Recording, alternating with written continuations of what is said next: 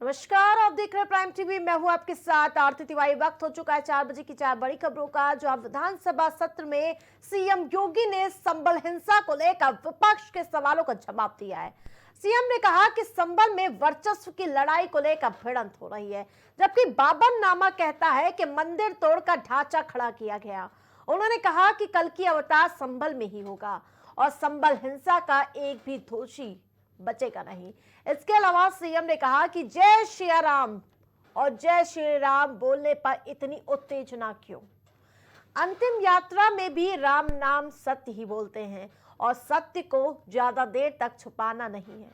यानी कि उसे सत्य पराजित तो हो सकता है लेकिन परेशान नहीं, यानी कि परेशान तो हो सकता है लेकिन पराजित नहीं। सीएम ने अपने कार्यकाल के सराहना करते हुए कहा कि प्रदेश में 2017 के बाद दंगा नहीं हुआ। प्रदेश में 95 से 97% दंगों में कमी आई है।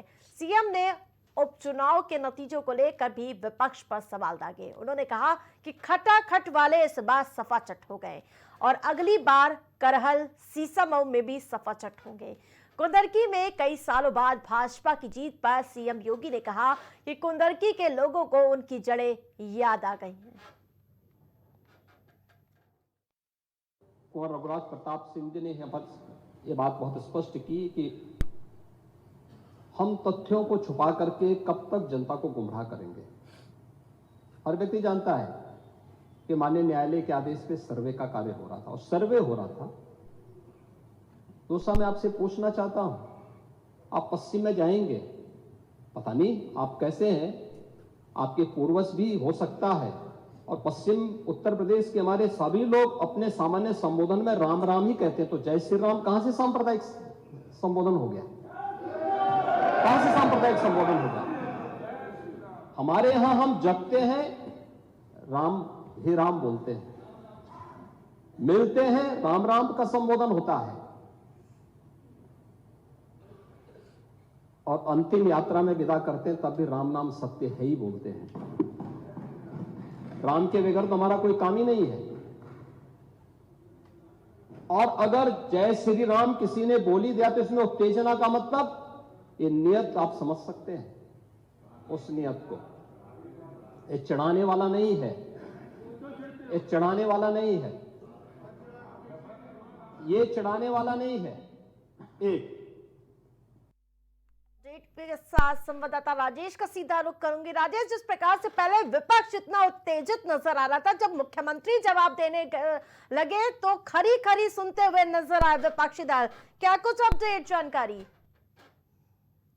बिल्कुल, आपकी जिस तरीके से अगर देखा जाए तो आज शीतकालीन सत्र का आज आगाज हुआ है। विधानसभा का पहला दिन था, जिसके बाद समाजवादी पार्टी के साथ साथ में कांग्रेस के जितने नेता थे, विधायक थे, वो बाहर आके प्रदर्शन करने लगे अपने हाथों में तख्तियां लेकर। जिसके बाद फिर से संसद के सदन की कार्रवाई शुरू हुई और कार्रवाई शुरू होने के बाद लगभग 12 बजे तक कार्रवाई चली, लेकिन 12 बजे फिर से एक बार हंगामा हुआ और हंगामा होने के बाद सदन की कार्रवाई हंगामे की भेंट चढ़ गई, जिसके बाद 12:30 बजे तक सदन की कार्रवाई स्थगित कर दी।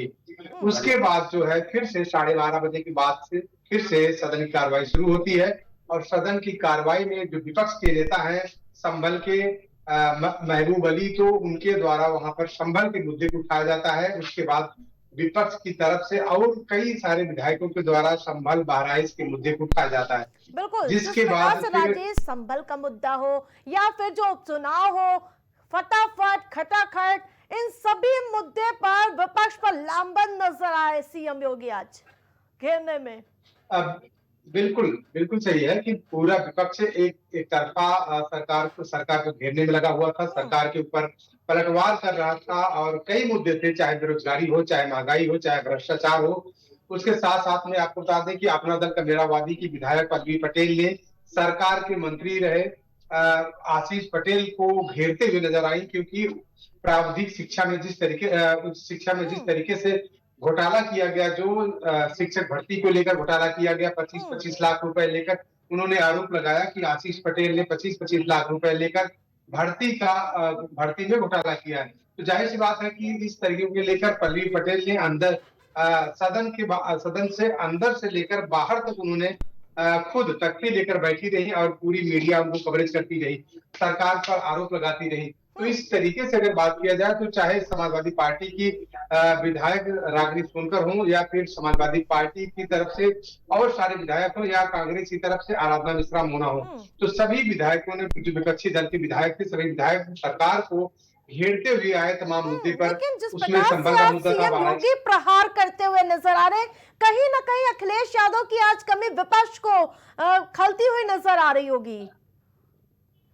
हाँ बिल्कुल आरती, अगर बात करें अखिलेश यादव की, तो अखिलेश यादव अब पार्लियामेंट में बैठ रहे हैं, क्योंकि पार्लियामेंट के सदस्य हैं, ना कि उत्तर प्रदेश विधानसभा के। तो जाहिर सी बात है कि अब उत्तर प्रदेश विधानसभा की जो बागडोर है वो माता प्रसाद पांडे के हाथ में, जो जो विपक्षी दल के नेता है, और साथ ही साथ अगर बात की जाए शिवपाल यादव के हाथ में। तो जाहिर, लेकिन जिस तरीके से विपक्ष ने आज सरकार को घेरते हुए नजर आया, तो कहीं ना कहीं पूरी तरीके से विपक्ष जो है लामबंद था, और सरकार को कई मुद्दे पर, बहराइच से लेकर संभल से लेकर और बेरोजगारी, भ्रष्टाचार, महंगाई के तमाम ऐसे तमाम मुद्दे थे जिसको लेकर घेरते हुए नजर आई। वहीं अगर बात करें अपना दल की, कमेरावादी पार्टी की, तो उसमें पल्लवी पटेल अकेले सरकार को घेरती हुई नजर आई, और पूरी अगर बात की जाए तो पूरी मीडिया सिर्फ पल्लवी पटेल को कवरेज करती हुई नजर आई वहां पे, क्योंकि पल्लवी पटेल ने सीधे सीधे सरकार के मंत्री जो आशीष पटेल हैं उनके ऊपर आरोप लगाए हैं। तो बड़ा आरोप है सरकार के मंत्री के ऊपर। अब देखने वाली बात होगी कि योगी सरकार क्या कार्रवाई करती है, जो आशीष पटेल मंत्री है, सरकार के मंत्री है, किस तरीके से कार्रवाई करती है। बिल्कुल, जिस प्रकार से जिस अब तरीके से सीएम आरोप लगाया योगी ने गया जो है। बयान दिया है संबल पर, अब अखिलेश यादव पर उसकी प्रतिक्रिया सामने आ चुकी है। उन्होंने कहा कि ऐसे ड्राइव कहीं और की जाएगी तो बहुत चीजें मिलेंगी।